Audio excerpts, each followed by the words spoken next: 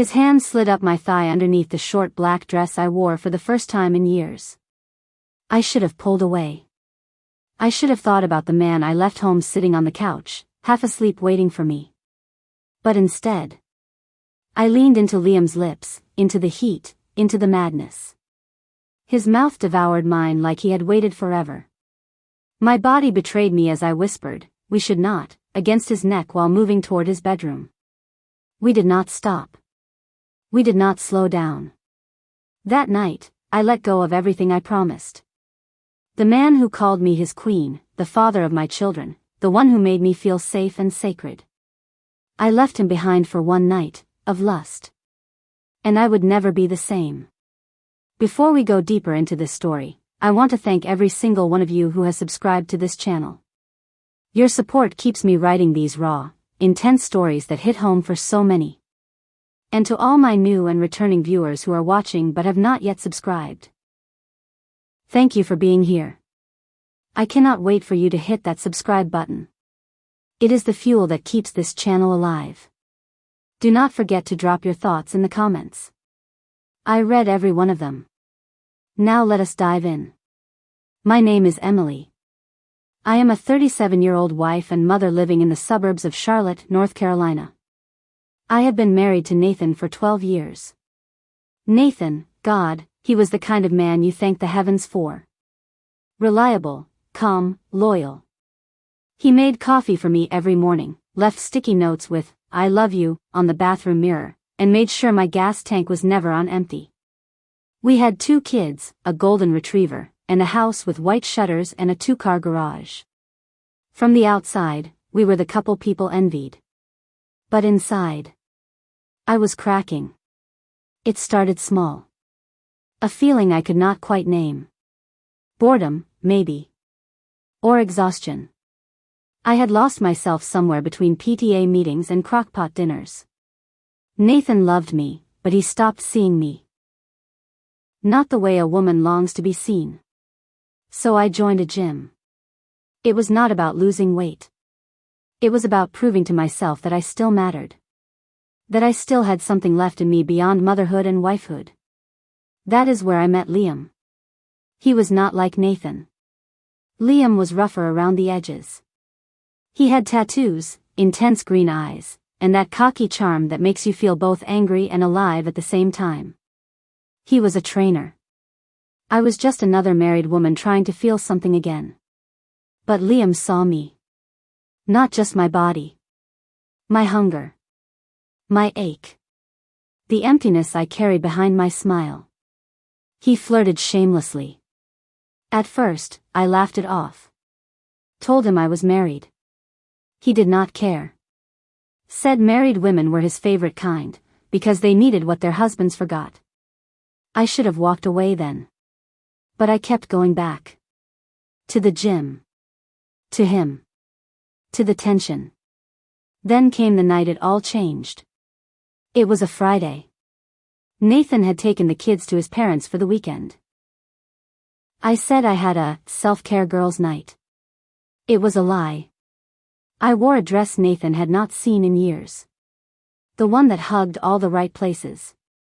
I met Liam at a local bar that pulsed with heat and noise. He bought me a drink. Then another. His hand found the small of my back. When we kissed, it was not gentle. It was desperate. I do not remember how we got to his apartment. Only the sound of my heels clicking on tile. The smell of musk and whiskey. The way he undressed me like a man starving. That night was not love. It was chaos. Skin against skin. Breathless and brutal. I became someone I did not recognize. I told myself it was just one night. One night to feel desired. One night to feel alive. But even in the high of it, guilt crept in like a slow bleed. Afterward, I lay there in silence. Liam fell asleep easily. I stared at the ceiling, my heart pounding like it was trying to escape me. When I slipped out of his bed and drove home, my hands shook on the steering wheel. The house was dark when I walked in.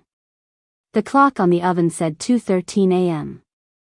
I tiptoed past the kitchen and into the hallway. Then I saw him. Nathan was sitting on the couch, half asleep, TV still on.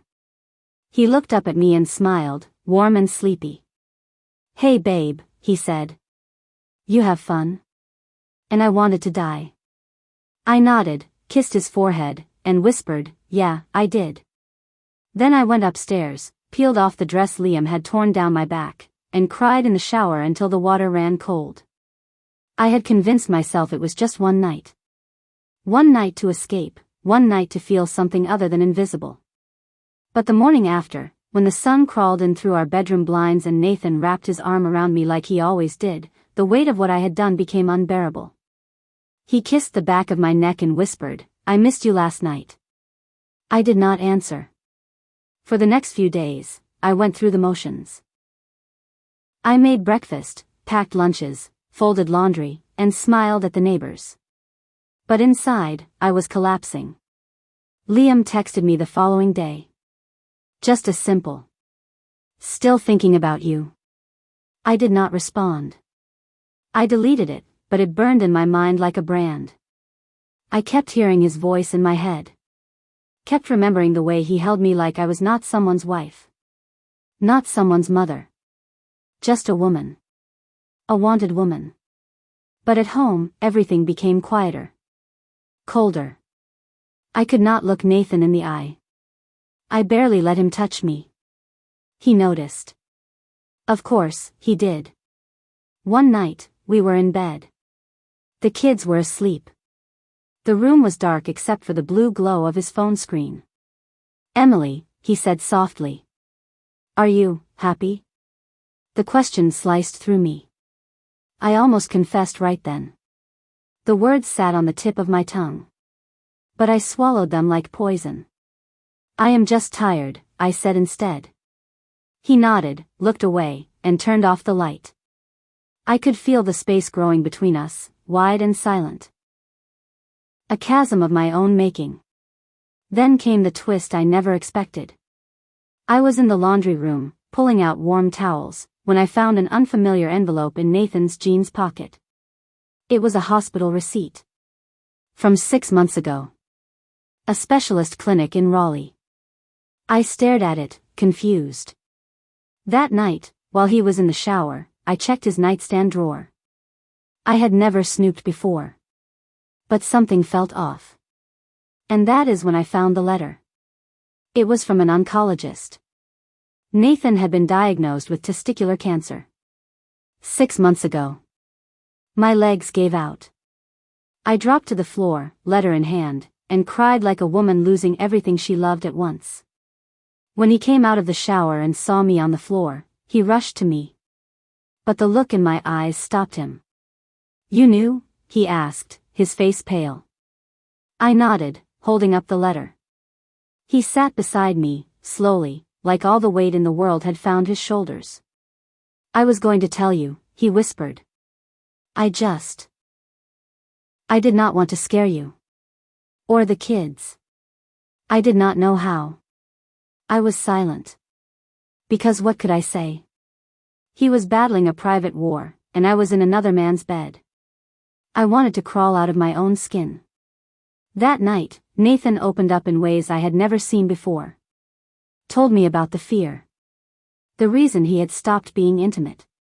The reason he had become so quiet. "I felt like less of a man," he said, voice cracking. "I did not want you to see me as broken." And I had thought he stopped desiring me.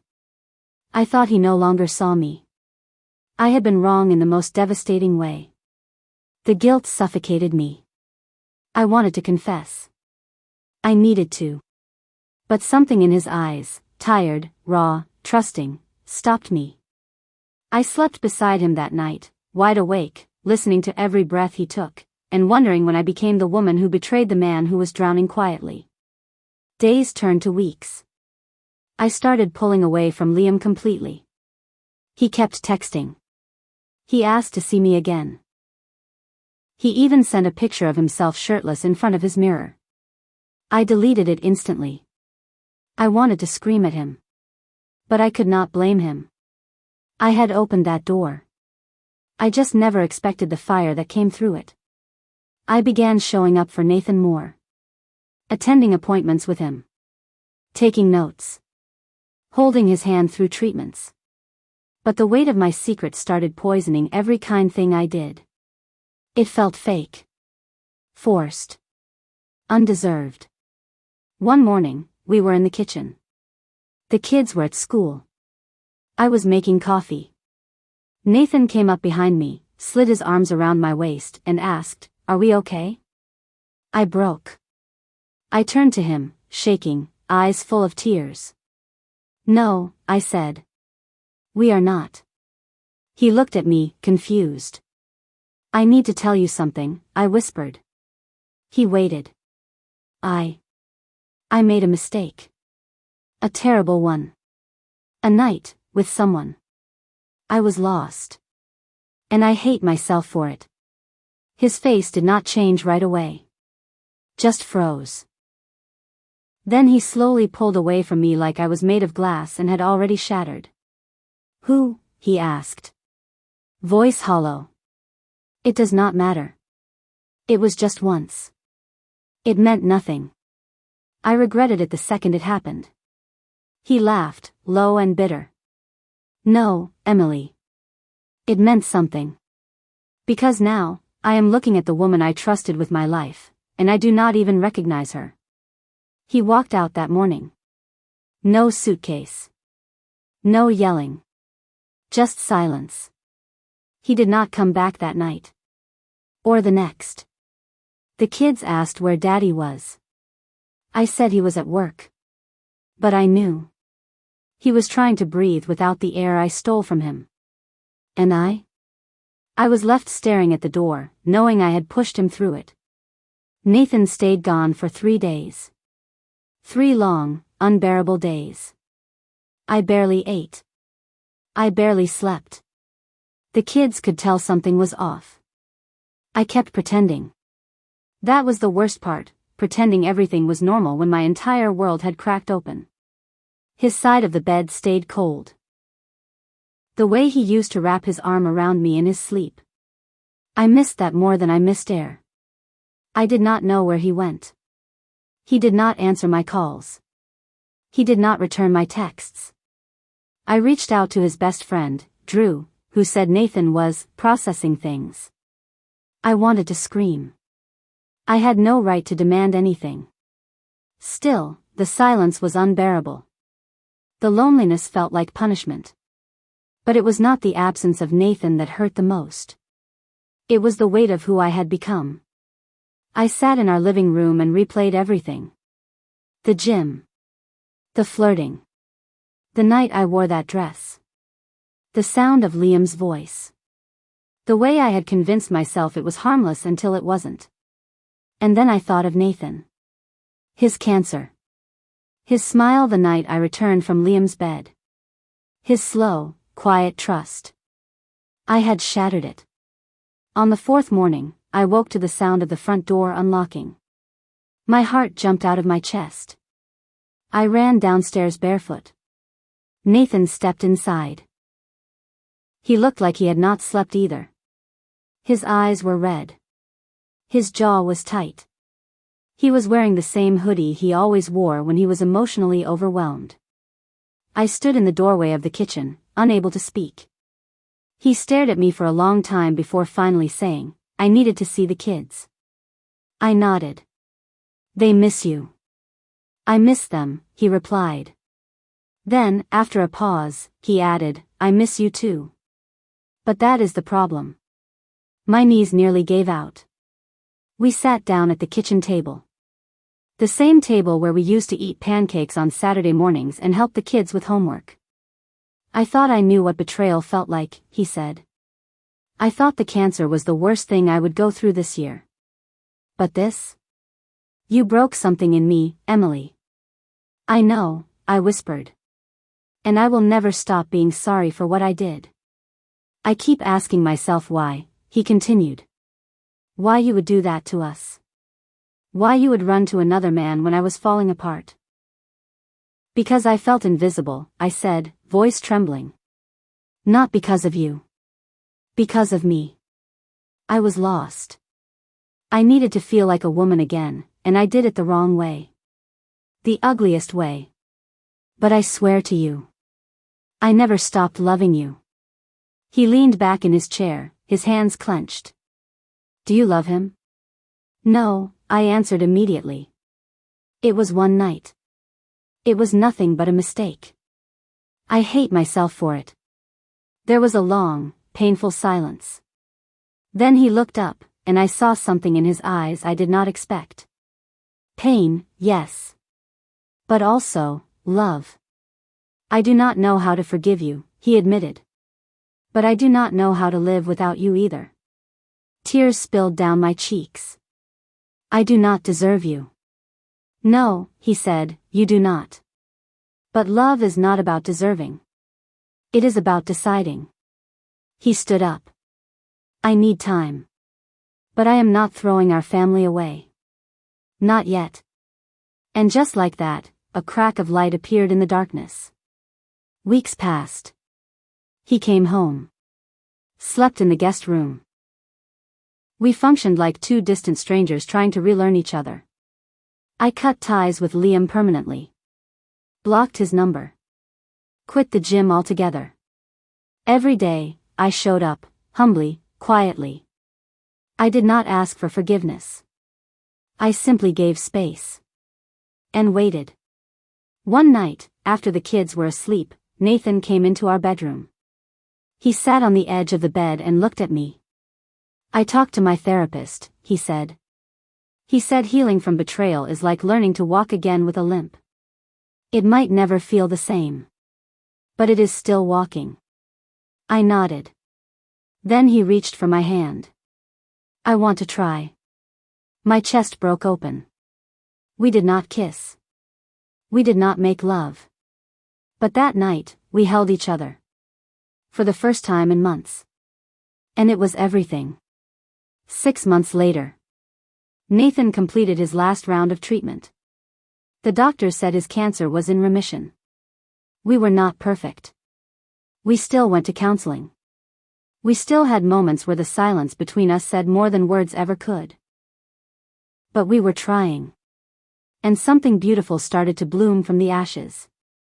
One afternoon, while folding laundry, he came up behind me and kissed my shoulder. I forgave you a while ago, he whispered. I just needed to be sure you forgave yourself. I turned around and looked at him. I am still working on it, I said. He smiled. Good. That means you are human. So here I am. A woman who had it all, and almost lost everything because she chased one night of desire. But what I learned is this. Forgiveness is not easy. Healing is not instant. But love, real love, does not vanish when it is wounded. Sometimes, it stays. Sometimes, it fights. Sometimes, it limps beside you, quiet, bruised, and loyal. And sometimes, if you are lucky, it comes back home. If this story hit you deep, share your thoughts below. I want to hear your experiences, your reflections, your truths. And if you have not subscribed yet, now is the time. More raw, romantic, intense, and transparent stories are coming.